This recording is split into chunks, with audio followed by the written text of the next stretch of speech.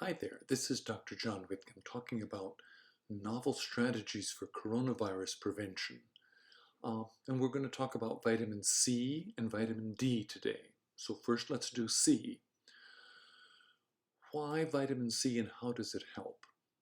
Well, one of the central tenets of the corona infection or damage is that you get this remarkable low oxygen saturation when you check your oxygen with a little finger monitor that fits on your finger. And folks actually feel okay, but their oxygen saturation will be like 70, when normally in normal conditions, you will have an oxygen saturation of 92 when you're in trouble. And normal should be 99. If you don't have a finger meter, get one, because it's a good way of monitoring that. What we do know is it appears that the COVID virus feasts on the hemoglobin molecule and attaches itself in some way or other to the heme complex. And in that context, it may be the inflammation, but your ferritin, which is your serum iron, which comes out of heme, goes sky high with COVID. And that's one of the monitors of how sick you're going to be, is your ferritin. Well, that sort of suggests why hydroxychloroquine may work, because in fact the malaria parasite attacks the hemoglobin molecule.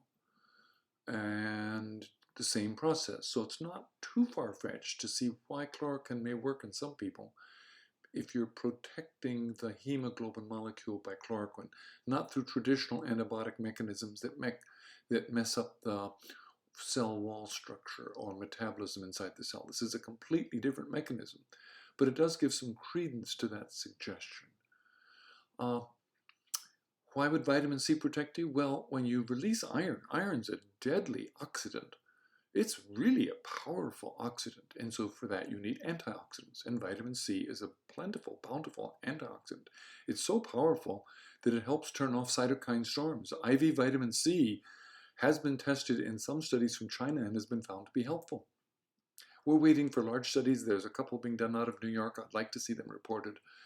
But right now, I'm taking vitamin C every day, 1 gram a day. Let's move on to vitamin D. Vitamin D is a curious hormone. It basically helps you turn stem cells into mature cells. That's its core function. And you get it from sunlight, only from sunlight.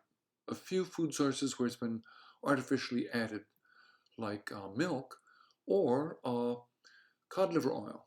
Cod liver oil was the original cure for vitamin D deficiency, rickets, back in the 1920s, when about 50% of children had rickets. A tablespoon of fish cod liver oil had 400 units of vitamin D, and that's why we have 400 units in our modern vitamin pill, because that reverses rickets. Is that optimal?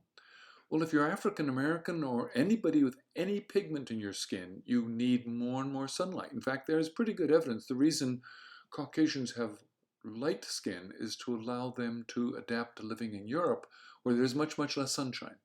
Whereas folks who live right next to the equator have darker skin to protect them from the dangers of too much sun, which damages other vitamins, folate, for example. So African Americans need 6 times as much sunlight to get the same vitamin D. What happens if they move to northern cities in America?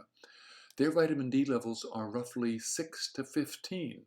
I know that because I've personally measured over 500 vitamin D levels when I was an emergency doctor, and African Americans are in the range of 10 to 15 in Milwaukee. Caucasians are 20 to 25. But there is multiple studies showing that your body does not produce the natural antibiotics you make, called cathelicidin.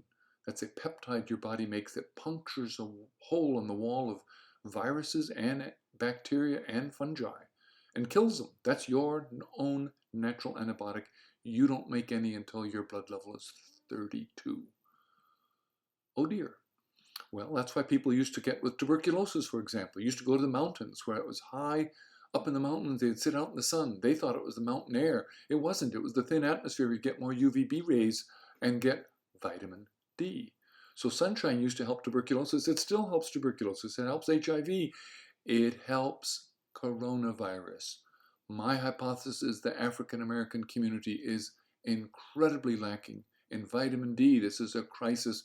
Every African American, every Middle Easterner, every Persian, Indian, South Asian, Australian Aborigine, anybody who has pigment in their skin and lives indoors needs to compensate for that by taking vitamin D. You can safely take 100,000 units, a one-time dose to boost your level up. We should probably all be on long-term 5,000 units a day, but it takes a year to get your blood level up starting at 5,000.